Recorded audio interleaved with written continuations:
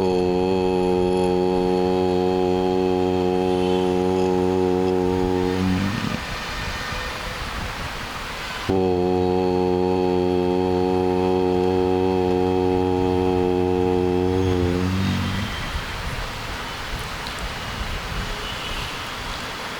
सदाशिवसमारंभां शंकराचार्यमध्यमां अस्मदाचार्यपर्यन्तां वन्दे गुरुपरम्परां समस्तजनकल्याणे निरतं करुणामयं नमामि चिन्मयं देवं सद्गुरुं ब्रह्मविद्वरं गुरुर्ब्रह्मा गुरुर्विष्णु गुरुर्देवो महेश्वरः गुरुसाक्षात् परं ब्रह्म तस्मै श्रीगुरवे नमः। तस्मै श्रीगुरवे नमः। ओम सहना भवतु सहनौ भुनक्तु सह वीर्यं करवावहै तेजस्विनावधीतमस्तु मा विद्विषावहै। ओम शांति शांति शांति। ओम नमो भगवते वैवस्वताय मृत्यवे ब्रह्मविद्याचार्याय नचिकेतसे च।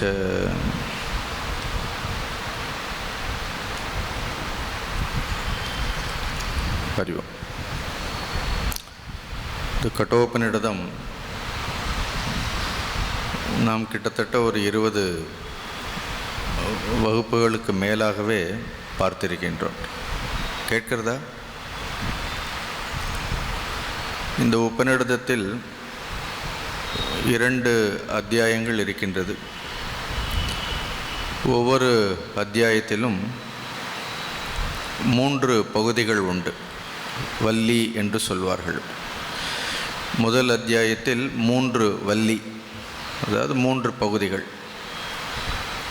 அதை நாம் ஏற்கனவே முழுமையாக பார்த்துவிட்டோம். இரண்டாவது அத்தியாயத்தில் அதிலும் 3 பகுதிகள் உண்டு, 3 வள்ளிகள் உண்டு. அதில் முதல் பகுதியில் எனக்கு தெரிந்து 9வது ஸ்லோகம் வரையிலும் பார்த்திருந்தோம். இந்த உபநிடதத்தினுடைய மையக்கரு, இந்த உபநிடதத்தினுடைய முக்கியமான நாயகன் நச்சிகேதன் என்கின்ற பாலகன். அவன் யமபவனத்திற்கு சென்று யமதர்மராஜரிடத்தில் சென்று இந்த உயர்ந்த ஆன்ம தத்துவத்தை குறித்து உபதேசிக்க சொல்கின்றார். அந்த யமதர்மராஜா நச்சிகேதனை பரிசோதிக்க வேண்டும், பரீட்சிக்க வேண்டும் என்பதற்காக எல்லா விதமான உலக இன்பங்களையும் உலக விஷயங்களையும் நச்சிகேதனுக்கு அளிக்கின்றார். ஆனால் நச்சிகேதன் அவற்றையெல்லாம் முழுமையாக நிராகரித்துவிட்டு எது மேலான உண்மையோ அதை எனக்கு கூற வேண்டும் என்று கூறுகின்றார். நேரடியாக நச்சிகேதன் கேட்டான் யமதர்மராஜரிடத்தில், எத் தத் பஷ்யசி தத் வத. ஸோ எந்த ஒன்றை நீ அறிந்திருக்கின்றாயோ அதை எனக்கு விளக்க வேண்டும் என்று குருவினிடத்தில் கேட்கின்றார். இந்த 9 மந்திரங்களில் நாம் பார்த்ததில் இப்போ யமதர்மராஜன் நச்சிகேதனுக்கு உபதேசிக்கின்றார் அந்த ஆன்ம தத்துவத்தை எவ்வாறு அறிவது என்பது. இப்போ உங்களுக்கெல்லாம் தெரியும், பலமுறை சொல்லியிருக்கின்றேன். இந்த ஆத்ம தத்துவம் என்பது அதி சூக்ஷ்மமான விஷயம், மிகவும் நுட்பமான ஒரு விஷயம். ஸ்தூல விஷயங்களை அறிவதற்கே நமக்கு மன ஒருமுகப்பாடு என்பது தேவைப்படுகின்றது. இது மிகவும் சூக்ஷ்மமான ஒரு விஷயமாக இருப்பதால், இன்னும் சொல்லப்போனால் இது நம்முடைய இயல்பாகவே இருப்பதால், அது நாமாகவே இருப்பதால், அதை அறிவதற்கு குருவனுடைய உபதேசம், சாஸ்திரங்கள் தேவைப்படுகின்றது. அப்போ பொதுவாக மனிதர்கள் இதை அறியாமல் இருப்பதற்கு என்ன காரணம் அது நம்முடைய இயல்பாகவே இருந்தாலும், நம்முடைய ஸ்வரூபமாகவே இருந்தாலும், இந்த ஆன்ம தத்துவத்தை அறியாமல் இருப்பதற்கு காரணம், அதைத்தான் இந்த அத்தியாயத்தினுடைய முதல் ஸ்லோகம் கூறியது பார்த்தோம். பராஞ்சிகானி வெதுர்ணத் ஸ்வயம்புகு பராங் பஷ்யதி ந அந்தராத்மா கஷ்டித் தீராக ஆத்மானமேக்ஷத் ஆவருத்த சக்ஷுகு அமிர்தத்துவம் இச்சன். ஞாபகம் இருக்கோ இந்த ஸ்லோகம் பார்த்தோம். ஸோ படைக்கும் பொழுதே பிரம்மதேவர் நம்முடைய இந்திரியங்களை எல்லாம் பகிர்முகமாக வெளிப்புறமாகவே படைத்து விட்டார். ஆனால் வெளி விஷயங்களிலேயே மனமானது, இந்திரியங்களானது தெரிந்து கொண்டே இருக்கின்றது. யாரோ ஒரு தீர புருஷர்கள், மனுஷியானாம் சகசிரேஷுன்னு கீதையில் சொல்லுவார், 1000 மனிதரில் யாராவது ஒருவர் தங்களுடைய பார்வையை, தங்களுடைய கவனத்தை புற விஷயங்களிலிருந்து இழுத்து ஆவர்த்த சக்ஷுகு அமிர்தத்துவம் இச்சன் அப்படின்னு, அந்த அகப்பார்வையினால் உள்ளிருக்கக்கூடிய ஆன்ம தத்துவத்தை அறிந்து அமர நிலையை அடைகின்றார்கள். இப்போ அடுத்து வரக்கூடிய பாடல்கள் எல்லாம் எவ்வாறு அந்த ஆன்ம தத்துவத்தை உபாசிக்க வேண்டும், அந்த ஆன்ம தத்துவத்தை ஒன்று விசாரணை செய்வதும் இருக்கின்றது, இன்னொன்று அதை உபாசனையும் செய்யலாம். அந்த 8 மந்திரங்கள் எல்லாம் நாம் பார்த்தோம். நான் இப்போ எல்லா மந்திரங்களையும் சொல்ல போகிறதில்லை. இந்த கடைசியாக 9வது மந்திரத்தில் இந்த ஆன்ம தத்துவத்தை குறித்து கூறிக்கொண்டே வருகின்றார். எதச்சோதேதி சூரியக அஸ்திரம் எத்திரச்ச கச்சதி. இப்படி இந்த ஸ்லோகம் இருக்கவங்க கையில் 9வது ஸ்லோகம். எந்த ஒன்றிலிருந்து இந்த சூரியனானது உதிக்கின்றதோ, சூரியனிற்கும் ஆதாரமாக இருக்கின்றதோ, இப்போ எவ்வளோ வெயில் அடிக்கிறது பாருங்கள். இந்த சூரியன் உதயமாவதற்கு எது காரணமாக இருக்கின்றதோ, அஸ்தம் எத்திரச்ச கச்சதி, எந்த ஒன்றில் இந்த சூரியனானது மறைகின்றதோ. அப்படி நம்ம இப்படிலாம் ரொம்ப விசாரம் செய்ததே இல்லை. அப்படி வெயில் அடித்தா தான் சூரியனை பற்றியே கவலைப்படுறோம். அப்படி இல்லைன்னா நமக்கு சூரியனை பற்றி சிந்திக்கிறது கூட இல்லை. எந்த ஒன்றிலிருந்து சூரியன் உதிக்கின்றதோ, எந்த ஒன்றில் சூரியன் அஸ்தமனத்தை அடைகின்றதோ, அந்த ஒன்றை, அந்த இறைவனை, ஆன்ம தத்துவத்தை ஞானிகள் சர்வே அர்ப்பித்தாக, அதை எல்லோரும் அர்ப்பித்தாகன வணங்குகின்றார்கள். அதை அறியும் பொருட்டு அதில் முழுமையாக தங்களை அர்ப்பணித்துக் கொள்கின்றார்கள். ஸோ சூரியனுக்கு ஆதாரமாக இருக்கக்கூடிய அந்த பரம்பொருளில் உயர்ந்தவர்கள், ஞானிகள் தங்களை அதில் அர்ப்பணித்து கொண்டு விட்டார்கள். அர்ப்பித்தாக தது ந அத்தியேதி கஷ்டன, அந்த பரம்பொருளுக்கு அப்பாற்பட்டு என்ன கிடையாது, அதை மீறி வேறு ஒன்றும் கிடையாது. எல்லா தேடல்களும் எதில் முற்று பெறுகின்றது என்றால் பரம்பொருளை அறிவதில் முற்று பெற்று விடுகின்றது. அது வரைக்கும் மனிதர்களுக்கு பல்வேறு தேடல்கள் இருக்கும், எவ்வளவோ விஷயங்களை தேடிக்கொண்டே இருக்கின்றோம். ஆனால் எல்லா தேடல்களும் இறுதியில் முடிவடையக்கூடிய இலக்கு எது, இடம் எது என்று பார்த்தோம் என்றால் அது நம்முடைய இயல்பாக இருக்கக்கூடிய பரமாத்ம ஸ்வரூபம். அந்த ஸ்வரூபத்தை அறிந்த பிறகு அவர்களுக்கு என்ன இருப்பது கிடையாது, எந்த ஒரு தேடல்களும் இருப்பது கிடையாது. அதுதான் சொல்றார், ஏதத் வைத்தத்து. இது ஒவ்வொரு பாடல்லையும் சொல்வார். எத் பஷ்யசி தத் வதன்னு கேட்டார் இல்லையா, எந்த ஒன்றை நீ அறிந்திருக்கின்றாய் அதை கூறுன்னு சொல்கிறார் அல்ல. இதுதான் நான் அறிந்த ஞானம் என்று அவர் படித்ததை சொல்லலை. யமதர்மராஜன் சொல்லும் பொழுது இதுவே என் குருவின் மூலமாக நான் அறிந்த ஞானம், ஏதத் வைத்தத்து, இதுவே நீ கேட்ட அந்த உண்மை அப்படின்னு சொல்கிறார். அடுத்து வரக்கூடிய 10வது ஸ்லோகம், 11வது ஸ்லோகம், இதெல்லாம் ரொம்ப அற்புதமான ஸ்லோகங்கள், ரொம்ப ஆழமான கருத்துக்களை உள்ளடக்கிய ஸ்லோகங்கள். இது வெறும் படிக்கிறது மட்டுமில்லை, அதனுடைய பொருளை நன்கு உணர்ந்து கொண்டு அதை மீண்டும் மீண்டும் என்ன செய்ய வேண்டும், சிந்தித்து கொண்டே இருக்க வேண்டும். ஒரு சிந்தனை செய்வதற்கு இடைவிடாது ஆன்மாவை குறித்து தியானிப்பதற்கோ சிந்திப்பதற்கோ சோர்வடையக்கூடாது.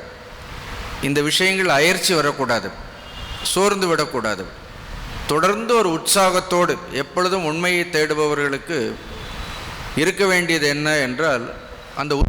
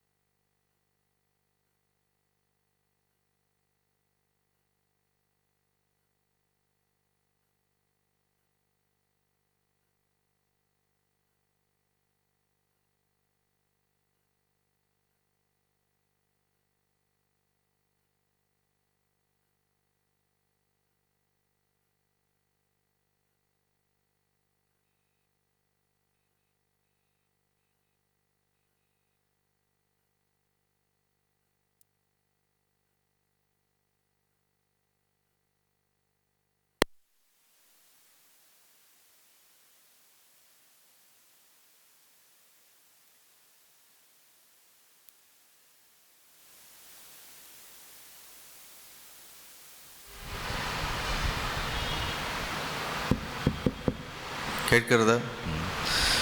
உற்சாகத்தை இழந்து விடக்கூடாதுன்னு மைக் போயிடுத்து. அப்படி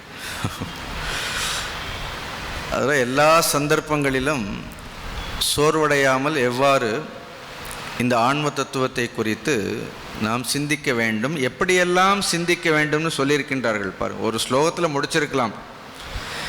ஏன்னா ஒவ்வொருவருடைய மனோநிலையும் ஒவ்வொரு விதமாக இருக்கும். ஆனால்தான் குருவானவர் பொதுவாக ஒரு உபதேசத்தையும் சொல்லக்கூடியவர். ஒரு பொதுவாக இருக்கும் பொழுது எல்லோருக்கும் பொதுவான உபதேசத்தை செய்யவும் குருவிற்கு தெரியும்.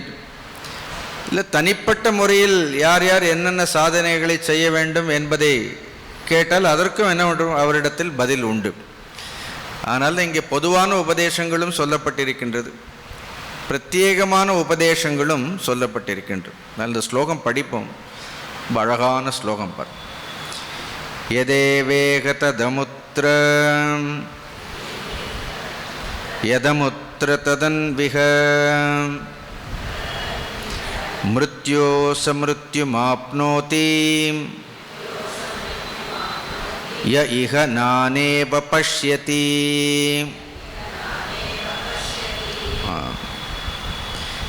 யதேவ இஹ தத் அமுத்ர. இது ஒரு சின்ன உபதேசம். யத் யத் என்றால் எந்த ஒரு பரம்பொருள், ஆத்மவஸ்து. இக ஏவ, இகன்னா இங்கே, எந்த ஒன்று இங்கே இருக்கின்றதோ, இதுக்கு விளக்கம் இவ்வளோதான். எந்த ஒன்று இங்கே இருக்கின்றதோ, ததேவ அமுத்திர, அதுவே அங்கும் இருக்கின்றது. அப்படி ஸோ இங்குள்ளது அங்கும் இருக்கின்றது. எத் அமுத்திர, அங்கு எது இருக்கின்றதோ அதுவே இங்கு இருக்கின்றது. இப்படி சொன்னால் என்ன தெரியும்? இங்கிருப்பது அங்கு இருக்கின்றது, அங்கிருப்பது இங்கு இருக்கின்றது. சரி, நமக்கு தான் இங்கு அங்கு என்கின்ற இந்த வேற்றுமைகளை எல்லாம் தவிர நமக்காக சொல்கிறார்கள் இங்கு அங்குன்னு. அப்படி பார்த்தா ஒன்றும் கிடையாது. அப்படி இருந்தாலும் நமக்கு புரிய வேண்டும்ங்கிறதுக்காக சொல்கிறார். மிருத்யோகோச மிருத்யும் ஆப்னோதி. ஒரு மனிதன் மரணத்திலிருந்து மீண்டும் மரணத்தை நோக்கியே செல்கின்றான்.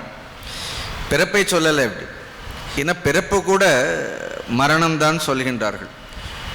மிருத்யோகோ மிருத்யும் ஆப்னோதி, மரணத்திலிருந்து மரணத்தை அடைகின்றார்கள். யார் அடைகின்றார்கள்? யக, யார் ஒருவன். இக, இக என்றால் வாழும் பொழுது, இந்த உலகத்தில் வாழும் பொழுது. நானா இவ பஷ்யத்தி. நானா இவ, நானா பஷ்யத்தின்னு சொல்லியிருந்தா கூட பரவாயில்ல. அப்படி அங்கே கூட சமஸ்கிருதத்தில் ஒரு இவன்னு போட்டிருக்கிறார்கள். வேற்றுமை இருக்கின்றது என்கின்ற பாவனை இருந்தாலே போகிறோம். சரி, வேற்றுமையை பார்ப்பது கூட இல்லை. நானா இவ. ஆனால் உபநிடதங்கள், அத்வைத வேதாந்தம் எப்பொழுதும் இரண்டு என்று ஒன்றை ஏற்றுக்கொள்வதே கிடையாது. இரண்டு என்று ஒன்று இருப்பதாக கருதினாலும் கூட, பார்த்தால் மட்டும் இல்லை, மனதினால் கருதினாலும் கூட அவர்கள் மரணத்திலிருந்து மீண்டும் எதை அடைகின்றார்கள்? மரணத்தை அடைகின்றார்கள். இவ்வளோ தான் ஸ்லோகம். கொஞ்சம் ஆழமாக இந்த ஸ்லோகங்களை சிந்தித்து பார்ப்போம். இப்போ எதேவ இக தத் அமுத்திர, அதை மட்டும் எடுத்துப்போம். எந்த ஒரு பரம்பொருளானது இகன என்ன அர்த்தம்? இகன இங்கு, பொதுவாக சொல்லும் பொழுது இங்குன்னு சொல்கிறோம். இங்குன்னு இங்கே நாம் சொல்லக்கூடியது எந்த ஒரு பரம்பொருளானது உபாதிகளில் இருக்கின்றதோ அப்படி. இப்போ இந்த உபாதிங்கிற வார்த்தை தெரியுமா உங்களுக்கு? கொஞ்சம் தலையாட்டுங்க. தெரியும் சொல்லுங்க, தெரியாதுன்னு சொல்லுங்க. உபாதின்னு என்ன அர்த்தம்? உபாதினா ஒரு வரம்பு, ஒரு கட்டுப்பாடு அப்படி. தமிழில் சொல்லும்பொழுது எது ஒரு தட் விச் லிமிட்ஸ் எவ்ரிதிங்.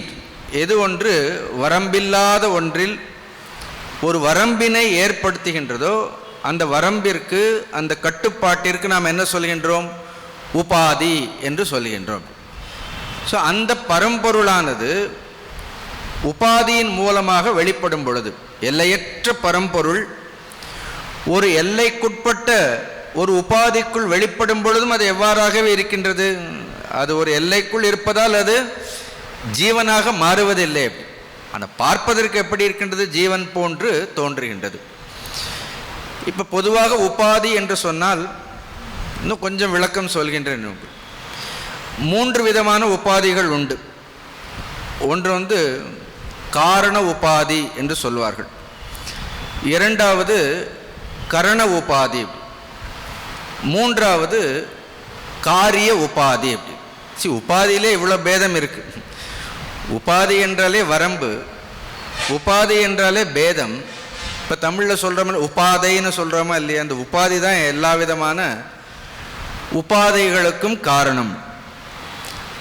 அப்போ காரணம், கரணம், மூன்றாவது என்ன? காரிய உபாதி. இதில் காரிய உபாதி என்பது இந்த தேகம். இந்த தேகத்தை தான் என்ன சொல்கிறோம்? பஞ்சபூதங்களினால், அதுவும் ஸ்தூல பஞ்சபூதங்கள். நீங்கள் இந்த பஞ்சீகரணம் எல்லாம் படித்திருப்பீர்கள். இந்த ஸ்தூல பஞ்சபூதங்களில் இந்த பரமாத்ம தத்துவம் வெளிப்படும் பொழுது என்னாகின்றது? இப்போ நான் ஸ்தூல தேகம் அப்படின்னு.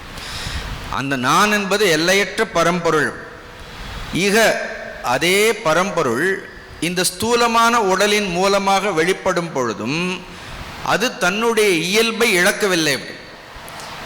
ஆனால் நமக்கு அஞ்ஞானத்தினால் நம்முடைய கவனம் எங்கே இருக்கின்றது? இப்பொழுது பரம்பொருளில் இல்லாமல் நமக்கு இந்த தேகத்தின் மீது கவனம் வந்துவிட்டது. அப்படி இப்போ நான் பரம்பொருள் என்பதை மறந்துவிட்டு இந்த உபாதியின் காரணமாக என்ன இதை பார்க்குறோமா இல்லையா? இதை அனுபவிக்கின்றோமா இல்லையா? இதை பார்ப்பதால், இதை அனுபவிப்பதால் இது சத்தியம் என்று நினைத்து கொண்டிருக்கின்றோம். நாம் இதை சத்தியம் என்று நினைத்து கொண்டிருந்தாலும் இது என்ன கிடையாது? இது நிலையானது கிடையாது, இது சத்தியம் கிடையாது. ஆனால் இதற்குள் என்ன இருக்கின்றது? இந்த உபாதிக்குள்ளும் என்ன உண்டு என்றால் ஒரு பரம்பொருள் என்பது இருக்கின்றது. அதே பரம்பொருள், எல்லையற்ற அதே பரம்பொருள் இந்த தேகம் என்கின்ற ஒரு எல்லைக்குள் வரும்பொழுதும் எவ்வாறு இருக்கின்றது அப்படின்னு அது தன்னுடைய பரம்பொருள் தன்மையை இழக்கவில்லை. கடவுளுக்கு நன்றி சொல்லணும். இல்லைன்னா எதை அறிய முடியாது? இந்த தேகத்தில் இருக்கும் பொழுது அப்பொழுது பரம்பொருளை அறிய முடியாமல் போய்விடும். அப்போ நான் தேகம் அப்படிங்கிறது ஒரு பாவனை தான். அந்த நான் தேகம்ங்கிற அந்த பாவனை போய் எதேவ இக அமுத்திர அப்படின்ற ஸ்லோகத்தை படிக்கும் பொழுது என்ன பண்ணணும்? இந்த தேக பாவனையை, இந்த காரிய உபாதியை விட்டு உள்ளிருக்கக்கூடிய பரம்பொருளை சிந்திக்க வேண்டும்னு சொல்ற. ரெண்டாவது கரண உபாதி. கரண உபாதின்னா சூக்ஷ்ம சரீரங்கள். இப்போ நீங்கள் தத்துவபோதமெல்லாம் படித்திருப்பீர்கள். சூக்ஷ்ம சரீரம்னா அதனுடைய விளக்கங்கள் எல்லாம் உங்களுக்கு தெரியும். 5 ஞானேந்திரியங்கள், 5 கர்மேந்திரியங்கள், அடுத்து என்ன இருக்கின்றது? 5 பிராணன். இதெல்லாம் சேர்ந்ததுக்கு பெயர் ஸ்தூல சரீரம்னு சொல்கிறோம். அதான் கரணங்கள், கரண உபாதி. இந்த பரம்பொருள் ஸ்தூல சரீரத்திலும் இருக்கின்றது. உள்ள என்ன இருக்கின்றது? உள்ள இருக்கக்கூடிய சூக்ஷ்ம சரீரத்திலும் அது இருக்கின்றது. அதற்கு எல்லாம் அப்பாற்பட்ட காரணத்திலும் என்ன இருக்கின்றது? காரணம்னா மாயை. அது மாயையில் பிரதிபலிக்கும் பொழுது ஸ்தூல சரீரமாக, சூக்ஷ்ம சரீரமாக, காரண வாசனைகளாக வெளிப்படுகின்றதே தவிர, ஆனால் உண்மையிலே அதனுடைய இயல்பு என்ன என்றால் அதற்கு ஸ்தூலம், சூக்ஷ்மம், காரணம்னு என்ன கிடையாது, எந்த விதமான உபாதிகளும் கிடையாது. ஆனால் இது சிந்திப்பதற்காக அவர்கள் சொல்றாங்க, எதேவ இக தத் அமுத்திர. அமுத்திரன்னு என்ன அர்த்தம், எது இங்கே இருக்கின்றதோ, உபாதிகளுக்குள் எது இருக்கின்றதோ அது என்ன இருக்கு, இந்த உபாதிகளை எல்லாம் கடந்தும் என்ன இருக்கின்றது, அது இருக்கின்றது. இந்த தேகம் மனம் புத்தி இவற்றிலும் அது இருக்கின்றது. இந்த தேகம் மனம் புத்தி இதெல்லாம் இல்லாவிட்டாலும் என்ன இருக்கும், இல்லாவிட்டாலும் இருக்கும்.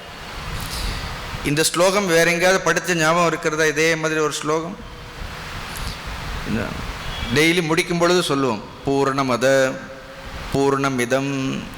ஈஷாவாசிய உபநிஷத்தில் வர்றதா இல்லையா? அதான் ஏன்னா அதப்பூர்ணம், இங்கே அமுத்திரன்னு சொல்கிறது தான் அதப்பூர்ணம்னு சொல்கிறார்.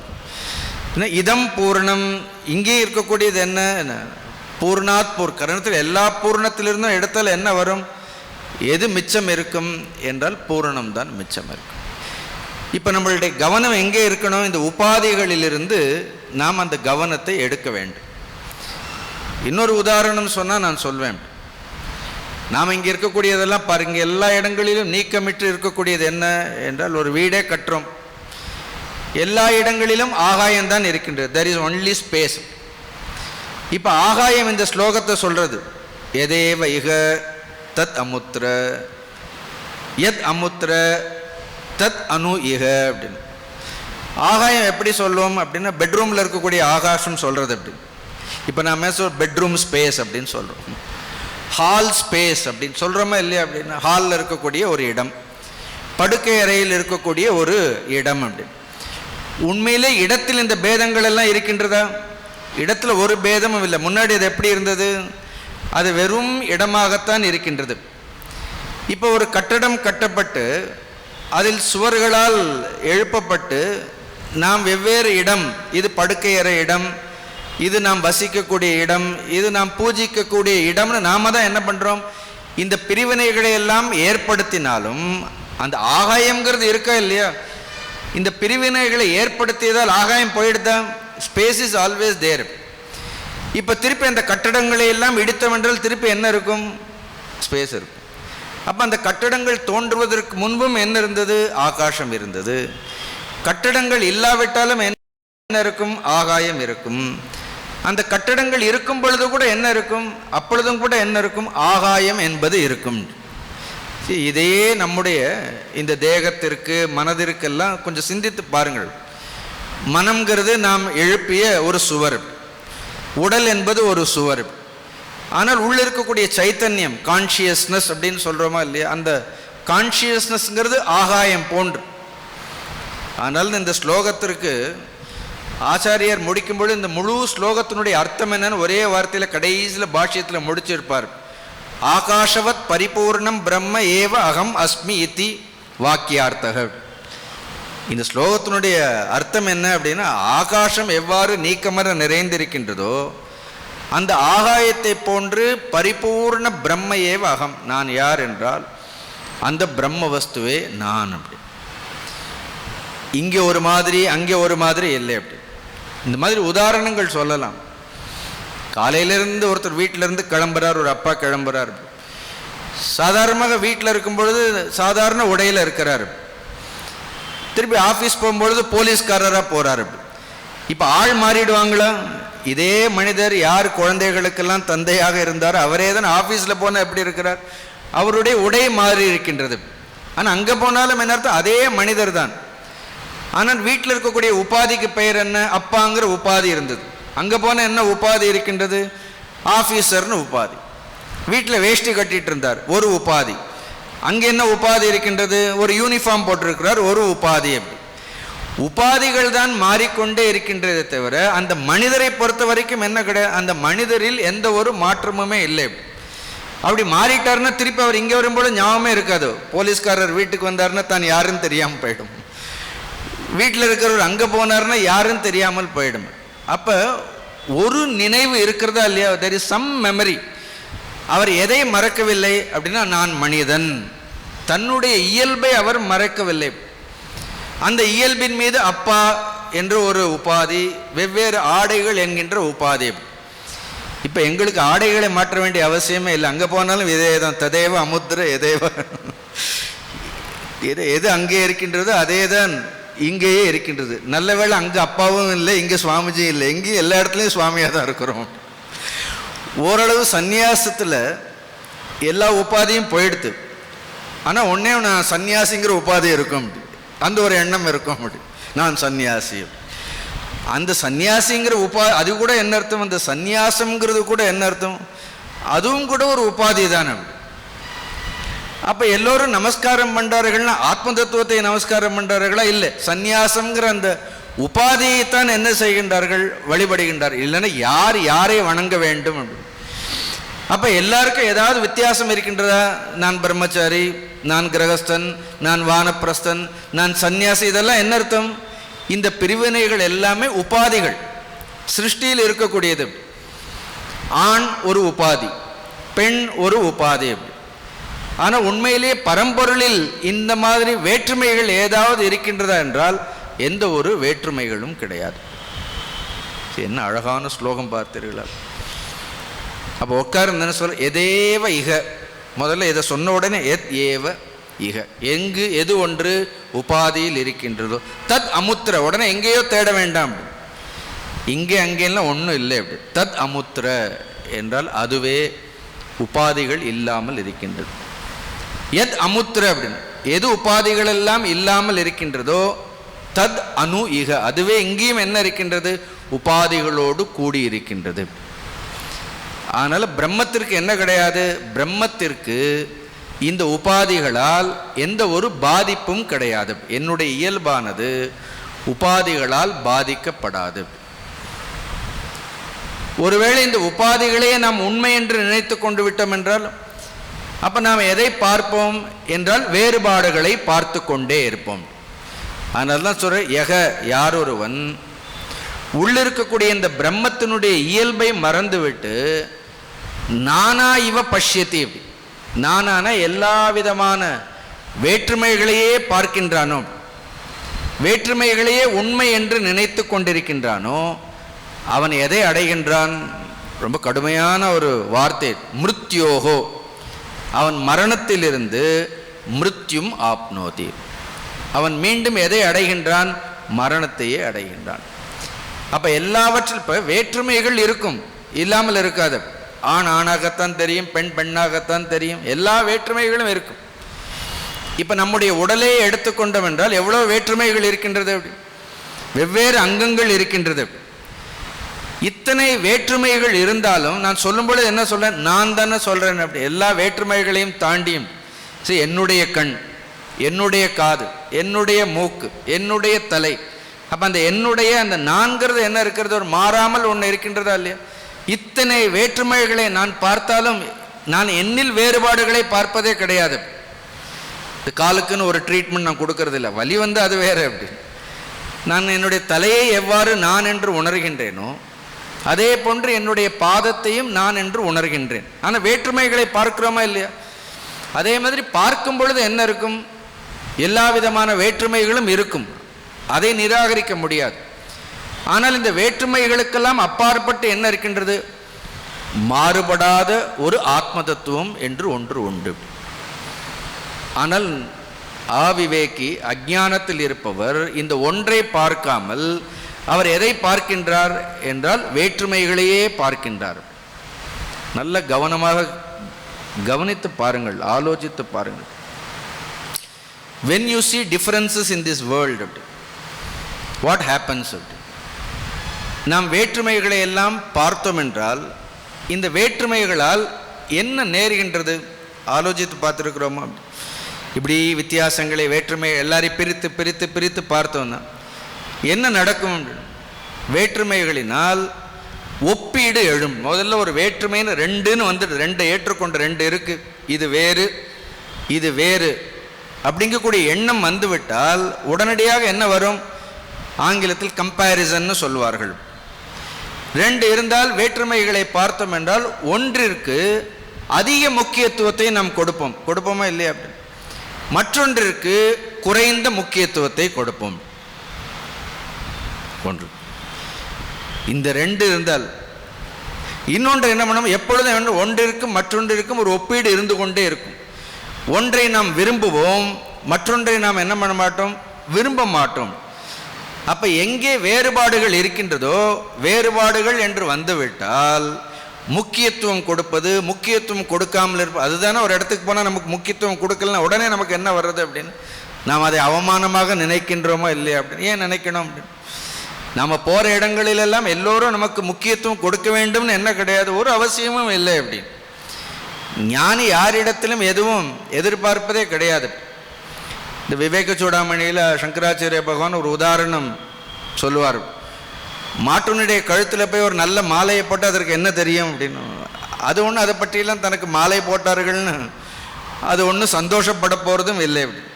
மாலை போடலேன்னு அதுக்கு என்ன கிடையாது, வருத்தமும் கிடையாது. அதை பொறுத்த வரைக்கும் அது பெரிய விஷயம் கிடையாது. அப்போ இந்த வேற்றுமைகள் எல்லாம், வித்தியாசங்கள் எல்லாம் மனதில் சின்ன சின்ன விஷயங்களை கூட அது பெரிதுபடுத்தி கொண்டே போக முடியும். சின்ன வேற்றுமை இருந்த, ஒரு சின்ன டிஃபரன்சஸ் ஆஃப் ஒப்பீனியன்னு சொல்வார்கள் அங்கே, ஒரு சின்ன வேற்றுமை இருந்தால் போகிறோம். உலக வாழ்க்கையில், இல்லற வாழ்க்கையில் கூட ஒரு சின்ன வேற்றுமை வந்தால் போகிறோம். அது உறவுகளே என்ன பண்ணும், உறவுகளே கொஞ்சம் கொஞ்சமாக என்ன ஆகிடும். அப்போ மனிதர்களுடைய எல்லா பிரச்சனைகளுக்கும் காரணம் என்னென்னா, நானா இவ பஷ்யத்தி, அதுதான் ரொம்ப சொல்கிறார். நானா இவன் அன்னர் இங்கே உள்ளே எடுத்துக்கொண்டோம் என்றால், நான் வேறு பரம்பொருள் வேறு, ஜீவன் வேறு பரம்பொருள் வேறுன்னு ஒரு வேற்றுமை. சாஸ்திரங்களில் பொதுவாக 5 வேற்றுமைகளை சொல்வார்கள். ஒன்றே பெரிய பிரச்சனை, நமக்கு ஒரு வேற்றுமை இருந்தாலே போகும். But in our shastras there are 5 differences are told. முதல் வேற்றுமை என்ன, ஒரு பொருளுக்கும் இன்னொரு பொருளுக்கும் இருக்கக்கூடிய வேற்றுமை, டிஃப்ரென்ஸ் அமாங் 2 ஆப்ஜெக்ட்ஸ். இப்போ இந்த புஸ்தகம் இருக்கின்றது, இன்னொன்று என்ன இருக்கின்றது, இந்த மைக் இருக்கின்றது. இந்த புஸ்தகத்திற்கும் மைக்குக்கும் இருக்கக்கூடிய வேற்றுமை. இப்படி தான் ஒரு பொருளுக்கும் இன்னொரு பொருளுக்கும் வேற்றுமையை பார்க்கும் பொழுது நமக்கு இந்த பொருளை காட்டிலும் இந்த பொருள் நன்றாக இருக்கின்றது. ஒவ்வொரு வருஷமும் ஒவ்வொரு மொபைல் ஃபோன் வந்துட்டே தான் இருக்கும். அதை மாற்றிகிட்டே இருக்கணுங்கிற அவசியம் கிடையாது. அப்போ ஒன்றை காட்டிலும் இன்னொன்று புதிதாக வரும்பொழுது நமக்கு என்ன தோன்றுகின்றது, நமக்கு தேவைங்கிறதை விட்டு விட்டு இதை காட்டிலும் இது நன்றாக இருக்கின்றதுங்கிறது உடனே நமக்கு என்ன தோன்றுறது, அதை வாங்கணும்னு தோன்றுறது. அப்படி வீட்டில் பாருங்கள், எவ்வளோ விஷயங்களே தேவையில்லாமல் வாங்கி வைத்திருப்போம்னு பாருங்கள். இப்போ நானா ஏவ பஷ்யது, difference between one object and another object.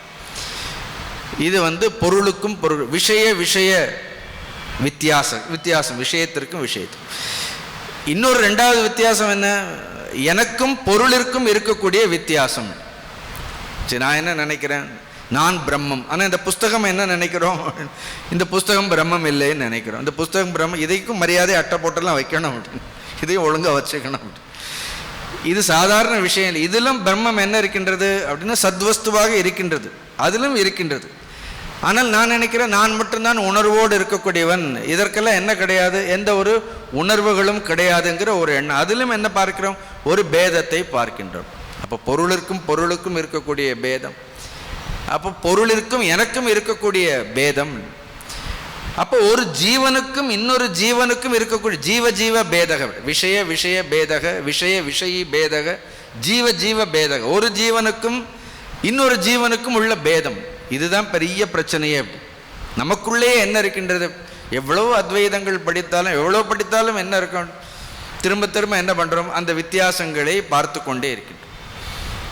அதையெல்லாம் விட 4வதாக இருக்கக்கூடிய பேதம், ஜீவனுக்கும் இறைவனுக்கும் இருக்கக்கூடிய பேதம். நாம் என்ன இருக்கிறோம், ஜீவன் நான் அல்பஜ்ஞன், ஒன்றுத்துக்கும் லாய்க்கு இல்லை அப்படி. பரம்பொருள்னு என்ன அர்த்தம், அது சர்வஜ்ஞன் அப்படி, அவர் எல்லாவற்றையும் அறிந்தவர். அப்போ ஜீவ ஈஸ்வர பேதம் இருக்கிறதா அப்படி. அடுத்ததாக பார்த்தோம் என்றால், இப்போ ஜீவ ஜகத் பார்த்துட்டோம், அதுதான் எனக்கும் பொருளுக்கும் இருக்கக்கூடிய வித்தியாசம், ஜீவனுக்கும் இருக்கக்கூடிய வித்தியாசம், பொருளுக்கும் இருக்கக்கூடிய வித்தியாசம். கடைசியாக என்ன இருக்கிறது, ஈஸ்வரனுக்கும் ஜகத்திற்கும் என்ன இருக்கின்றது, பேதம். இப்படி எப்போ பார்த்தாலும் மனிதர்களுடைய மனதில் என்ன இருக்கின்றது, எல்லா விதமான பேதங்களையே நாம் ஏற்படுத்தி கொண்டே இருக்கோம். பேதம் இல்லைன்னா வாழவே முடியாதுன்னு ஆயிடுது. இந்த வேற்றுமைகள், இந்த வித்தியாசங்கள் என்பது உலகத்தில் தவிர்க்க முடியாதது. நான் எப்பொழுதும் சொல்வதுண்டு, வி மஸ்ட் ரெஸ்பெக்ட் டிஃபரன்சஸ். அப்படி இந்த வித்தியாசங்களுக்கு நாம் என்ன கொடுக்க வேண்டும் அப்படின்னா மரியாதை கொடுக்க வேண்டும். உலக வழக்கில் அதில் மரியாதை கொடுக்க வேண்டும். ஆனால் இந்த வித்தியாசங்களை எங்கே கொண்டு செல்லக்கூடாது என்றால் நம்மளுடைய ஆழ் மனதில் கொண்டு செல்லக்கூடாது. யாரோ ஒருத்தர் அவமானமே படுத்துகின்றார்கள், அது பெரிதுபடுத்த வேண்டிய அவசியம் இல்லை. உள்ளே போய் பார்த்தோன்னா என்ன அர்த்தம் அப்படின்னா உள்ளே என்ன கிடையாது, பரம்பொருள்னு பார்த்தோம், ஒரு வித்தியாசமும் கிடையாது, எந்த வித்தியாசமும் இல்லை. இது எது அங்கே இருக்கின்றதோ அதே தான் இங்கே. இல்லைன்னா என்ன சொல், மிருத்யோகோ மிருத்யும் ஆப்னோது. அப்படி வித்தியாசங்களை எல்லாம் பார்த்தோன்னா என்ன அர்த்தம், constantly you will experience the pain of death. மரணம், மிருத்யுனா வேற ஒன்றும் இல்லை. நேற்று கூட ஒரு விளக்கம் சொன்னேன். மரணம்னா, மரணம் என்றால் வலி, மரணம் என்றால் வேதனை. இப்போ அதனால அந்த சொல்ல கேட்ட உடனே பயமா இருக்கா இல்லையா அப்படின்னு. மரணம்ங்கிற சொல்லை கேட்ட உடனே ஏன் பயம் வருதுன்னா அது ஒரு வேதனை மிகுந்தது, அப்படி அது வலியை தரக்கூடியது. அப்படி ஆனால் இந்த உலகத்தில் எதெல்லாம் வேதனையை கொடுக்கின்றதோ, எதெல்லாம் வலியை கொடுக்கின்றதோ அதெல்லாம் என்ன அர்த்தம், அது எல்லாமே மரணம் தான். அப்ப மனிதர்களுக்கு வேதனையும் வலியும் எங்கிருந்து வருகின்றதுங்கிற கேள்விக்கு பதில் சொல்லார். எது வரைக்கும் இந்த வித்தியாசங்களை எல்லாவற்றையும் பிரித்து கொண்டே இருக்கின்றோமோ, பிரிவினை இருக்கின்ற வரைக்கும் என்ன இருக்கும், வேதனையும் வலியும் இருக்கும். மிருத்யோகோ மிருத்யும் ஆப்னோதி அப்படின்னா ஒரு வேதனையிலிருந்து இன்னொரு வேதனைக்கு, ஒரு வலியிலிருந்து இன்னொரு வலிக்கு, இப்படியே வாழ்க்கை பூரா என்ன இருக்கிறது, வேதனை, வலி, கவலைகள், குழப்பங்கள், பிரச்சனைகள். இதற்கு ஏதாவது தீர்வு இருக்கின்றதா? பகவான் சொல்லார், இதற்கான தீர்வுகள் எங்கே கிடையாது. இந்த உலகத்தில் மனிதர்களுடைய வலிகளுக்கோ வேதனைகளுக்கோ கவலைகளுக்கோ என்ன கிடையாது, நிரந்தரமான தீர்வு என்பது கிடையவே கிடையாது. அப்படி இந்த உலகத்தில் நிரந்தரமான தீர்வுன்னு ஒன்று இருந்தால் உபனிஷத்தை படிக்க வேண்டாமே. அப்ப இந்த தீர்வெல்லாம் எங்கே இருக்கின்றது அப்படின்னு, எதேவ இக ததமுத்திர ததேக அமுத்திர தத் அனு இக. எது ஒன்று உள்ளே இருக்கின்றதோ அந்த பரம்பொருளை பார்த்தால் மனிதன் இந்த மரணத்திலிருந்து தப்பித்து விடலாம். Otherwise it is all. மரணம்ங்கிறது வலி மட்டும் இல்லை, வேதனை மட்டும் இல்லை. சின்ன விஷயங்கள் மாறினால் கூட என்ன ஆகுது, மாற்றம் கூட ஒரு விதமான மரணம். Sometime it is set political death பார்கள். சரிமா, அரசியல் ரீதியான மரணம் என்ன தெரியுமா, 5 வருடம் கழித்து ஆட்சி போயிடுத்துன்னு வைங்க. ஆட்சி போயிடுத்துன்னா என்ன ஆயிடும், it is called political death. அப்போ அதிலிருந்து அவர்களால் மீளவே முடியலையே. அல்ல, எல்லா இவ்வளவு நாட்கள் எல்லா அதிகாரத்தையும் அனுபவித்த பிறகு திடீர்னு இப்போ அதிகாரம் இல்லைன்னு என்ன அர்த்தம் அப்படின்னு.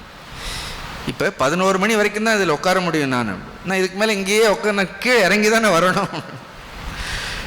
அதை ஏற்றுக்கொள்ள வேண்டுமா இல்லையா? அப்போ மனிதர்களுக்கு என்ன பண்ண, அதை ஏற்றுக்கொள்ளவே முடியும். ஒரு சின்ன மாற்றத்தை கூட, ஒரு தலையில் முடி நிறைத்தால் கூட நம்மால் ஏற்றுக்கொள்ள முடியவில்லைன்னு அப்புறம் எப்படி பிரம்மத்தை பற்றி நம்ம பேச முடியும்? ஒரு சின்ன மாற்றத்தை கூட அப்ப மாற்றம்ங்கிறது மிகப்பெரிய வலியை கொடுக்கின்றது, வேதனையை கொடுக்கின்றது. அப்ப ஏதாவது மாறாமல் இருக்கின்றதா? ஒன்றும் இருக்காது. Sometime it is called financial death. செல்வம் திடீர்னு நம்ம நினைத்த அளவு செல்வம் வரலைன்னா, இல்லைன்னா ஏதாவது ஒரு நஷ்டம் ஏற்பட்டால் என்ன, நஷ்டம் மரணம், நஷ்டம் மரணம். பிசிக்கல் டெத் ஃபைனலாக வர்றது ஒன்று, என்ன நிரந்தரமான மரணம்னு ஒன்று இருக்கிறது. அப்படி க்ஷணம் க்ஷணமாக வரக்கூடிய ஒவ்வொரு நாளும் என்ன ஆகுது, ஒரு இதற்கு ஒரு வியாதின்னு வந்து அது வியாதியே சில சமயம் வலியை காட்டிலும் மரணம் பெரிதுன்னு தோன்றுறது. அப்படி இந்த உடம்புல உட்காந்து சரீரத்தில் வேதனை இப்படிலாம் இருக்கிறதா இல்லை. Ultimately there is something called spiritual death. அப்படி நல்ல உயர்ந்த விஷயங்களை எல்லாம் படிக்கின்றோம், உயர்ந்த பாதையை தேர்ந்தெடுத்து விட்டோம், ஆனால் திரும்ப அதிலேயே என்ன செய்ய முடியவில்லை, நம்மால் உறுதியாக அதில் நிலை பெற்று முடியவில்லை. Suppose if you compromise, that compromise is called death. அப்படி நாம் நம்முடைய உறுதியிலிருந்து விலகிவிட்டோம் என்றால், ஒரு நிச்சயத்திலிருந்து விலகிவிட்டோம் என்றால், இன்னும் சொல்ல போனால் உண்மையிலிருந்து விலகி இருப்பதே மரணம் தான். புரியுறதா உங்களுக்கு? சத்தியத்திலிருந்து ஒரு க்ஷணம் அப்ப நம்ம எதுல இருக்கிறோம்? அவர் அதனால்தான் சொல்லார், மரணத்திலிருந்து அமர நிலைன்னு சொல்லல. மனிதன் எப்பொழுதுமே தன்னுடைய இயல்பிலிருந்து, தன்னுடைய உண்மையான சுபாவத்திலிருந்து அவன் விலகியே இருப்பதால் அவன் மரணத்திலேயே பிறந்து மரணத்திலேயே வாழ்ந்து கடைசியில் மரணத்திலே என்ன செய்கின்றான், மடிகின்றான். அவன் அனுபவிப்பது என்ன, மரணம். இது ஏதோ ஒரு நாள் வரணுங்கிற அவசியம் கிடையாது. இப்படி அவர்கள் சொல்லும்போது கொஞ்சம் வெட்கப்படணும் நாம். அப்படி ஏன்னா இந்த உண்மைங்கிறது என்ன, இகன இந்த உண்மை என்பது நமக்கு வெகு அருகிலேயே இருக்கின்றது. அது எங்கும் அல்ல. திருமந்திரத்திலேயே ஒரு பாட்டும் உண்டு, இங்கு நின்றனன். இதே மாதிரி ஒரு பாடல் திருமந்திர, இங்கு நின்றனன். பகவான் எங்க இங்கு நின்றனன், இங்கு நின்றான், அங்கு நின்றனன், எங்கும் உள்ளான். அவன் இங்கேயும் இருக்கிறார், அங்கேயும் இருக்கிறார், எங்கும் உள்ளன். பொங்கி நின்றான் புவனாதி புண்ணியன். அப்படி சும்மா நிற்கல, பொங்கி நின்றான். எவ்வளோ அழகான வார்த்தை பாருங்க. அந்த சத்தியம்ங்கிறது என்ன இருக்கு, ஏதோ வறண்டு போயெல்லாம் இல்லை. அப்படின்னு அந்த சத்தியம் என்பது பொங்கி எல்லா இடங்களிலும் பொங்கி நின்றான் புவனாதி புண்ணியன். கங்குல் நின்றான். கங்குல்னா என்ன அர்த்தம்? கங்குல்னா என்ன தமிழ்ல? கங்குல்னா இருள். இருளிலும் என்ன இருக்கின்றது? இருளிலும் இருக்கின்றான். கதிர்மாதி ஞாயிறு எங்கும் நின்றான். சூரியனிலும் அவன்தான் இருக்கின்றான், இருளிலும் அவன்தான் இருக்கின்றான், சூரியனிலும் அவன் தான் இருக்கு. மழை போல் இறைதானேன்னு. அந்த இறைவன் எப்படிப்பட்டவன்? மழை மாதிரின்னு. நல்ல ஸ்லோகமா இல்லையா? அப்படி மிருத்யோகோ மிருத்யும் ஆப்னோதி. அப்போ மனிதர்கள் எப்பொழுதும் எதை அனுபவித்து கொண்டே இருக்கின்றார்கள் அப்படின்னு, அவர்கள் எல்லோரும் மரணத்தை மரணத்திலேயே வாழ்ந்து கொண்டிருக்கின்றனர். ஆனால் உள்ளே என்ன இருக்கின்றது? மரணமற்ற ஒரு நிலை உள்ளே இருக்கின்றது. இப்போ இதே ஸ்லோகம், இது சாதாரணமான விளக்கம். இதற்கு பார்ப்போமா? இந்த ஸ்லோகத்திற்கு வேதாந்த விளக்கங்களை எல்லாம் விட்டு விடுவோம். மனிதர்கள் என்ன நினைப்பார்கள்? இப்போ ஏதோ நாம் இருக்கக்கூடிய இந்த சூழ்நிலையில் இந்த இடத்தில் சந்தோஷம் இல்லை. உடனே என்ன நினைக்கிறோம்? இடத்தை மாற்றிடுவோம், சூழ்நிலைகளை மாற்றிடுவோம், சுற்றி இருக்கக்கூடிய பொருள்களை மாற்றி விடுவோம், மனிதர்களை மாற்றி விடுவோம். நாம் என்ன நினைக்கிறோம்? மனிதர்களை மாற்றினால், இடத்தை மாற்றினால், சூழ்நிலைகளை மாற்றி வேற எங்கேயோ போனால் என்ன கிடைக்கும்? இங்கே கிடைக்காத சந்தோஷம் அங்கே கிடைத்து விடும்னு சொல்றோம். இந்த உபனிஷத் சொல்றது கிடைக்காதுன்னு சொல்றது. எத்வேக இக தத் அமுத்திர. இருக்கின்ற இடத்திலேயே இருக்கின்ற பொருளை வைத்துக்கொண்டு இந்த சூழ்நிலையில் நம்மால் சந்தோஷமாக இருக்க முடியாவிட்டால், இதை காட்டிலும் உயர்ந்த பொருள்கள் வேறு இடத்திற்கு சென்றால்தான் சந்தோஷம் கிடைக்கும் என்றால் உபநிடதம் என்ன சொல்கின்றது? எதேவைக தது. அங்கேயும் என்ன கிடைக்காது? சந்தோஷம் கிடைக்காது. நாம் நினைக்கிறோம், இதெல்லாம் விட்டுட்டு இமயமலைக்கு போனால் ஒரே சந்தோஷமா இருக்கும். அங்கே இருக்கிறவங்க ரொம்ப கவலைப்படுறதையும் பார்த்துருக்குறோம். எல்லாவற்றையும் விட்டு விட்டு நாம் அதனால தான் நினைக்கிறோம், இந்த இல்லற வாழ்க்கையில் இருக்கிறதால தான் ஆத்ம ஞானத்தை அடைய முடியல. சன்னியாசம் அப்படிலாம் இல்லை. அப்படி சன்னியாசம் வாங்கின உடனே என்ன வந்து விடாது அப்படின்னு ஆத்ம ஞானம் எல்லாம் வந்து விடாது. அப்ப எல்லாவற்றையும் மாற்றினால்தான் சந்தோஷம் கிடைக்கும் என்று ஒரு மாற்றத்திற்காக சந்தோஷத்தை தேடி, அந்த மாற்றமே நமக்கு சந்தோஷமின்மையை கொடுத்து விடுங்கிறது தெரியல. சந்தோஷத்திற்காக ஒன்றை விட்டு என்ன பண்றோம்? இன்னொன்று மாறிக்கொண்டே இருக்கின்றோம். அந்த மாற்றமே கடைசியில் என்ன இடம்? அங்க போனப்பறம் என்ன தெரியும்? ஓ, நாம இருந்த இடமே பரவாயில்லைன்னு தோணும். இந்தியாவில் சந்தோஷமே இல்லை, அமெரிக்கா போனால் சந்தோஷம். நானும் போயிட்டு தான் வந்தேன். அங்கே போனால் என்ன அர்த்தம்? அங்கே இருக்கிறவர்களுடைய கவலை வேறு மாதிரி இருக்கும், இங்கே இருக்கிறவர்களுடைய கவலை வேறு. எங்களோட அமெரிக்கா எவ்வளோ சுத்தமாக இருக்கின்றது, சுத்தமாக இருக்கின்றது, எவ்வளோ அழகாக இருக்கின்றது. நான் சொன்னேன், உங்கள் அமெரிக்காவில் ஒரு இமயமலை இல்லையேன்னு சொன்னேன். என்ன, உங்களுடைய அமெரிக்காவில் எங்கள் தேசத்தில் இருக்க ஒரு புனிதமான கங்கை நதி இல்லையேன்னு சொன்னேன். நீங்கள் சுத்தமாக வேண்டுமானால் இருக்கலாம், ஆனால் எங்களுக்கு ஒரு இமயமலை இருக்கின்றது, கங்கை நதி இருக்கின்றது, சுத்தம் இல்லாமல் வேண்டாம் இருப்போம். ஏன்னா எங்களுக்கு இருக்கக்கூடிய ஆன்மீக பொக்கிஷன் அங்கே போனால் சந்தோஷமாக ஒரு சந்தோஷம் கிடைக்கலாம், இன்னொரு விதமான வேறு விதத்தில் கஷ்டங்களுக்கு. இதே மாதிரி என்ன பண்றாங்க? இந்த உலகமையில சொர்க்கத்தில் சந்தோஷம் கிடைக்கும் நினைக்கிறார்கள். அதனால்தான் உபநிடதங்கள் என்ன பண்ணின்றது? சொர்க்கத்தை கூட நிராகரித்து விடுகின்றது. அப்ப சந்தோஷம்ங்கிறது இங்கே இருக்கிறது தற்காலிகம், சொர்க்கத்தில் இருக்கக்கூடிய நிரந்தரமான அங்கேயும் கிடையாது. அப்ப சந்தோஷம்ங்கிறது என்ன இல்லை, வெளியில் இல்லைன்னு சொல்ல வருகின்றார்கள். வெளியில் இல்லை, ஓரளவு வெளியில கிடைக்கிறது திருப்திப்பட்டு இருக்க வேண்டியதுதான். ஆனால் மனிதனுடைய நிரந்தரமான சந்தோஷம் என்பது இடத்தை மாற்றுவதாலேயோ, மனிதர்களை மாற்றுவதாலேயோ, பொருள்களை மாற்றுவதாலேயோ, சூழ்நிலைகளை மாற்றுவதால், அனுபவங்களை இப்படி மாற்றி மாற்றி மாற்றி என்ன பண்ணிட்டோம்? நாமளும் சலிச்சு போயிட்டோம்.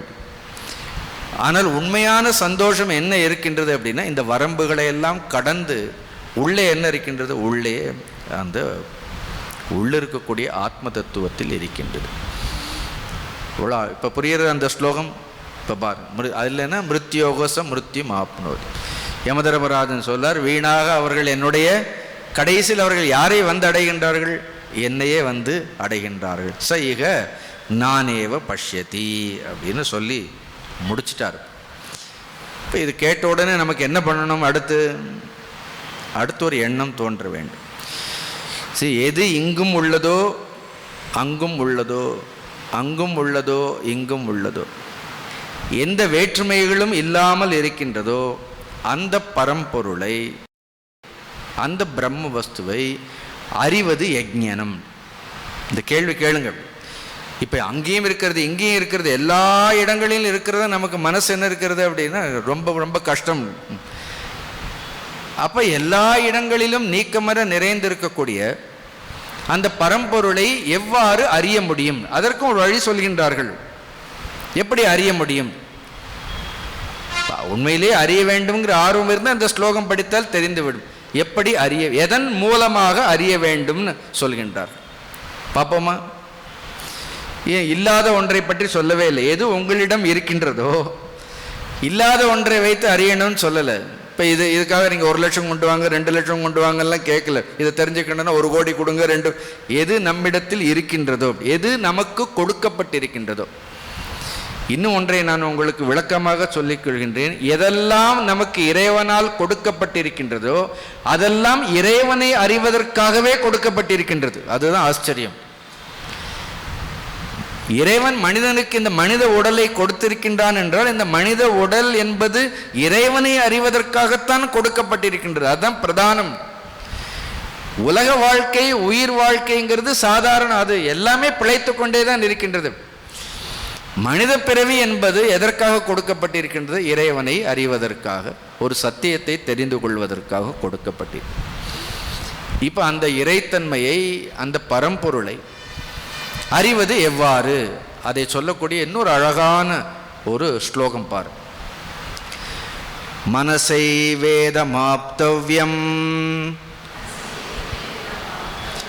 நேக நானாஸ்தி கிஞ்சன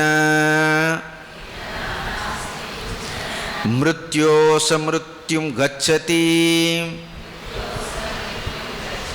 ய இக நானேவ பஷ்யதி. அந்த மனசா ஏவ ஆப்தவ்யம் விட்டுட்டீங்கன்னு அடுத்த வரியெல்லாம் பாருங்க. நேக நானாஸ்தி கிஞ்சன, அது பிரம்மத்தை சொல்ல. கீழே இருக்கக்கூடிய வரி நம்ம ஏற்கனவே பார்த்ததான். மிருத்யோகோ சமிருத்யும் போன இதில் ஆப்னோதின்னு சொன்னார், அவருக்கே போர் அடிச்சு எடுத்து அப்படி. அதனால மிருத்யோகோ சமிருத்யும் கச்சதி அப்படி அதில் அடைகின்றார்னு சொன்னார். Year he goes from death to death, he proceeds from death to death. இக நானேவ பஷ்யதி, யார் ஒருவர் இக நானேவ பஷ்யதி. அப்போ இந்த பரம்பொருளை எவ்வாறு அறிய முடியும் அப்படின்னு சொன்னால் ரொம்ப அழகாக சொல்றார். மனசா ஏவ இதம் ஆப்தவ்யம்.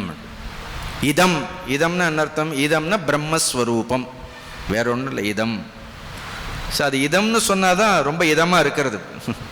சமஸ்கிருத இதமாக இருந்தாலும் தமிழ் அது இதம். அதம்னு சொன்னால் அது எங்கேயோ சொல்கிறோம். அப்படி எப்பொழுதும் இந்த அதஸ்ங்கிற சமஸ்கிருத வார்த்தை பரோட்சத்தை குறிக்கக்கூடியது.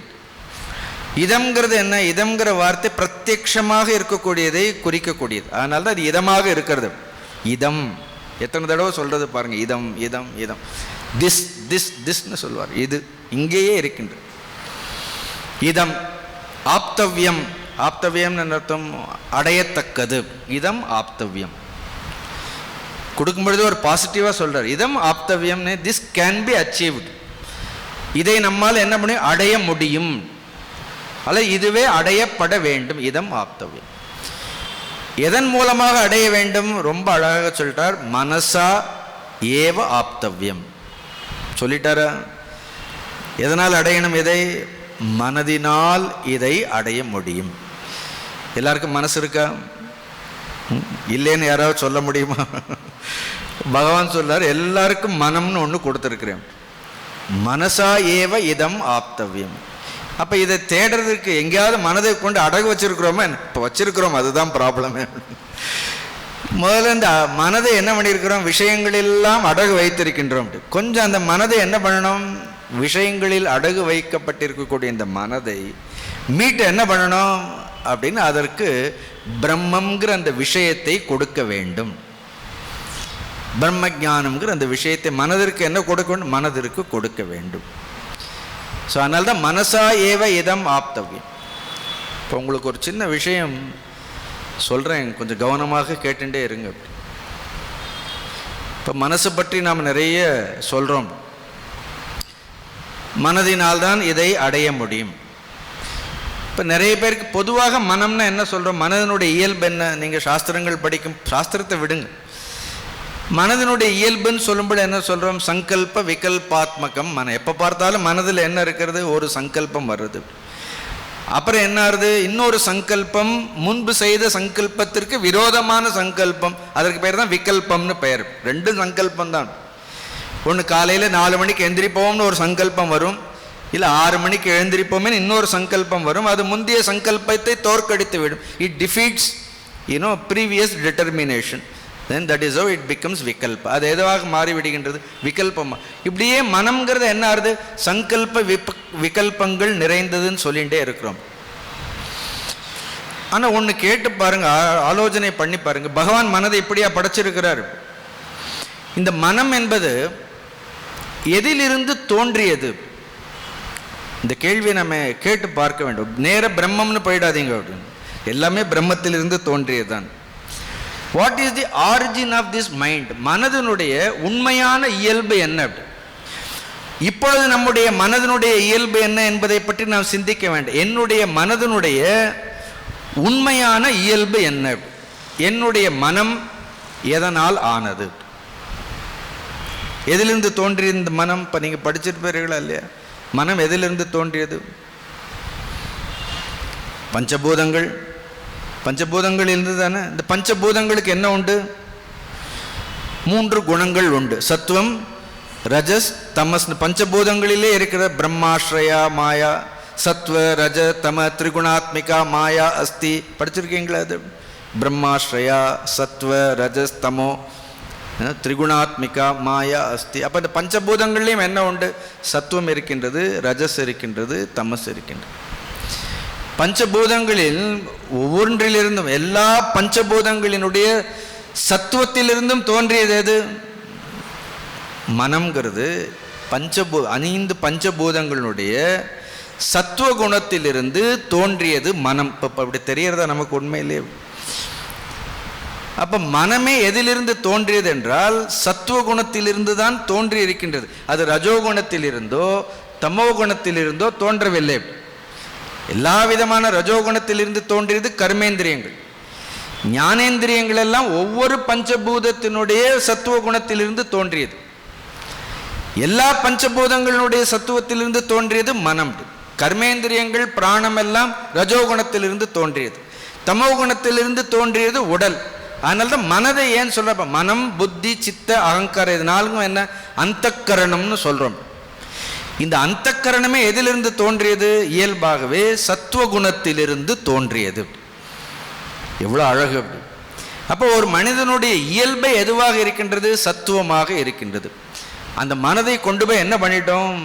மனதை கொண்டு போய் உலக விஷயங்களில் வைத்து விட்டோம். இப்போ மனசா ஏவ ஆப்தவியம்னா எல்லா மனதினாலும் இந்த பிரம்ம தத்துவத்தை அறிந்து விட முடியாது. அப்போ எல்லாரும் அறியலாமே, யார் வேண்டுமானாலும் அறியலாமே. Not any kind of mind.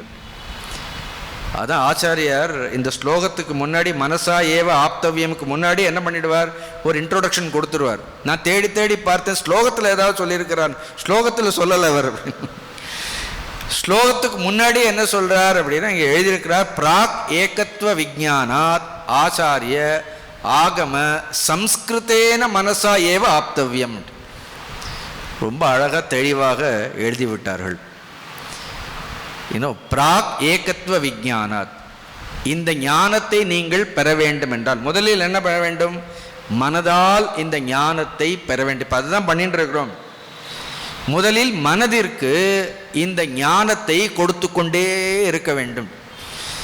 படிச்சுட்டே கேட்டுட்டே இருக்க வேண்டியதான், சிரவணம் பண்ணிட்டே இருக்க வேண்டியதான். அதுதான் சோர்வே வரக்கூடாதுன்னு சொல்லுவோம். நாங்களும் 30 வருஷமாக இதை பேசிகிட்டே தான் இருக்கிறோம்.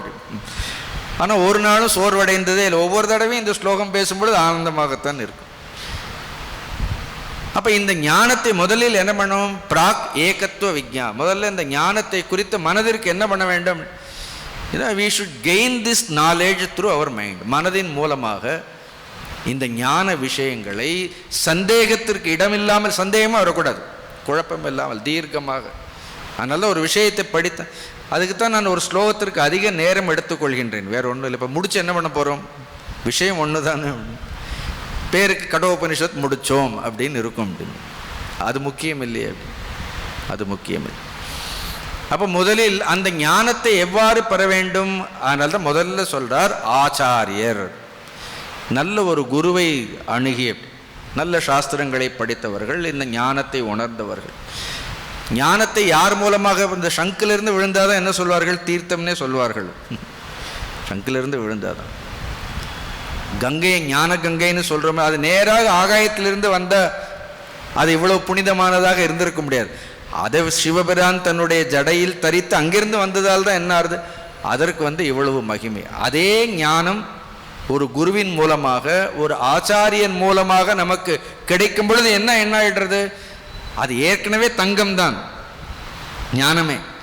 ஆனால் ஒரு குருவின் மூலமாக வரும்பொழுது என்ன ஆகின்றது? அது நன்றாக பட்டை தீட்டப்பட்டு அப்படி நாம் அணியக்கூடிய ஒரு அணிகலன் போன்ற ஒரு ஞானமாக நமக்கு கொடுப்பார். அப்படி அது எல்லா இடத்துலையும் இருக்கிறதுல சுருக்கி சுருக்கி என்ன பண்ணுவார்? அப்படி நமக்கு எது உகந்ததோ அதை என்ன பண்ணுவார்? நமக்கு ஏற்ற மாதிரி டெய்லர் மேடுன்னு சொல்வார். துணியை கரெக்டாக தச்சு என்ன பண்ணுறாரு அப்படின்னா, எல்லாரும் தைக்க முடியாது இல்லையா, அதுக்கு ஒரு டெய்லர் வேணுமா இல்லையா? அதே மாதிரி சாஸ்திரங்களை குருமுகமாக படிக்கும்பொழுது என்ன பண்ணுவார்? அவர் தன்னுடைய தவம், தன்னுடைய அனுபவம், என்ன தான் பட்ட கஷ்டங்கள் அதெல்லாம் அவருக்கு தெரியும். அவரே இதே மார்க்கத்தை தானே கடந்து போயிருக்கிறார், அவர் ஒரு ஆச்சாரியர் மூலமாக. அதனால தான் உபநிடதங்கள் திரும்ப திரும்ப என்ன சொல்கிறது? தத்விஜானார்த்தம் குருமேவாபி கச்சேத் சமித்பாணிகி ஸ்ரோத்ரியம் பிரம்மனிஷ்டம். ஸ்ரோத்ரியம் பிரம்மனிஷ்டம் இல்லைன்னா உபநிடதங்கள் இந்த பிரம்ம தத்துவத்தை மனதால் அறிய முடியாதுன்னு சொல்லி, என் மனசான மனுதே ஏனைவாகுர் மனோமதம். இது படிச்சிருக்கீங்களா? உபநிடதங்கள் கேனோபனிஷத் சொல்லும்போது என் மனசான மனுதேன்னு அங்கே சொல்லும் அப்படின்னு. இந்த பிரம்ம தத்துவத்தை மனதினால் அறிய முடியாது, பிரம்மத்தால் தான் மனம் அறியப்படுகின்றதுன்னு சொல்லிடும். அப்போ அதனால தான் ஏன் மனதினால் அறிய முடியாதுன்னா, சாதாரணமான மனதினால் அறிய முடியாது. அப்போ மனதை கொண்டு போய் என்ன பண்ணணும் அப்படின்னு ஒரு குருவினிடத்தில், ஒரு ஆசிரியரிடத்தில் வைக்க வேண்டும். ரெண்டாவது என்ன? ஆகமங்கள். கொஞ்சம் கொஞ்சமாக இந்த ஆகமம்னு என்ன அர்த்தம்? சாஸ்திரங்கள், மறைநூல்களை எல்லாம் மனதிற்கு மறைநூல்கள் பரிச்சயம் கொடுக்க வேண்டும். இது திருவாசகத்திலே சொல்லிட்டார், ஆகமமாகி நின்று அன்னிப்பான் தாழ்வாள். இறைவனே என்ன பண்ணுறார் அப்படின்னு ஒரு ஆகமாக, ஒரு சாஸ்திரமாக வருகின்றார். ஆச்சாரிய ஆகம. மூணாவது ரொம்ப முக்கியம் என்ன அப்படின்னா, சம்ஸ்கிருத்தேன மனசா. அப்படி என்ன? விக்ருத்தேன பிராகிருத்தேன மனசா. ஒன்று பிராகிருத்த மனசு. பிராகிருத்தம்னா தெரியுமா? சாதாரண மனசுனால், எப்போ பார்த்தாலும் வெளிப்புறமாக இருக்கக்கூடிய மனதினால் இது முடியாது. இப்போ 1 மணி நேரம் உங்களையெல்லாம் பார்த்துட்டே பேசணுன்னாலே சம்ஸ்கிருதமான மனசு வேணும். வேறு எதையும் சிந்திக்க முடியாது, வேறு எங்கேயும் பார்க்க முடியாது. உங்களுக்கு கூட ஒரு வாய்ப்பு இருக்குது, இங்கெங்கே நீங்கள் திரும்பி பார்த்துக்கலாம். 1 மணி நேரம் உட்கார்ந்து பேசணும்னா, ஒரு விஷயத்தை சொல்லணும்னா மனசு எப்படி இருக்கணும் அப்படின்னு, சம்ஸ்கிருத்தேன மனசான we have to train our mind. மனதை பழக்கலாம். எப்படி அஜ்ஞானம் ஒரு பழக்கமோ அதே மாதிரி ஞானமும் கூட என்ன? ஞானமும் கூட ஒரு பழக்கம்தான். மனதை என்ன பண்ண வேண்டும்? மனதை பழக்க வேண்டும். சம்ஸ்கிருத்தே மனதை என்ன பண்ணணும்? கொஞ்சம் கொஞ்சமாக என்ன பண்ணணும் அப்படின்னா சுத்தம் பண்ணிகிட்டே வரணும். We have to just purify it. மனம் எவ்வாறு தூய்மை அடையும்? அது சம்ஸ்கிருதமாகணும், அதுக்கு குரு வேணும், சாஸ்திரங்கள் வேணும். இது ரெண்டும் இருந்தால் என்ன அர்த்தம்? குருவும் சாஸ்திரத்தையும் கொண்ட மனம் என்ன ஆகிடும்? அது தூய்மை அடைந்து விடும். அப்படிப்பட்ட ஒரு மனம். ஆனால் பிரம்மம் எப்படிப்பட்டது? மனதிற்கு அப்பாற்பட்டது பிரம்மம். மனதிற்கு அப்பாற்பட்ட பிரம்மத்தை என்ன பண்ணணும்? மனதினால் தான் அடைய வேண்டும். ஒரு முரண்பாடாக தெரிகிறது அவங்களுக்கு. பிரம்மமே மனதிற்கு அப்பாற்பட்டு இருக்கின்றது. அப்போ அந்த மனதிற்கு அப்பாற்பட்டு இருக்கக்கூடிய பிரம்மத்தை எப்படி மனதினால் அறிய முடியும் அப்படின்னா, நீங்கள் இந்த உயரம் தாண்டுதல்லாம் பார்த்துருப்பீங்களா? ரொம்ப உயரம் தாண்டுறதுக்கு என்ன பண்ணுவார்கள்? ஆங்கிலத்தில் போல் வால்ட்டுன்னு சொல்வார்கள். கையில் என்ன பண்ணி வச்சுருவார்கள் அப்படின்னா, ஒரு நல்ல அதான் அந்த கம்புக்கும் என்ன உண்டு? அது நல்லா ஸ்ட்ராங்காக இருக்கணும். அப்படி அது ரொம்ப ஸ்ட்ராங்காக இருந்தால் வளையாது, அப்புறம் ரொம்ப வளைஞ்சா ஒடிஞ்சிடும்.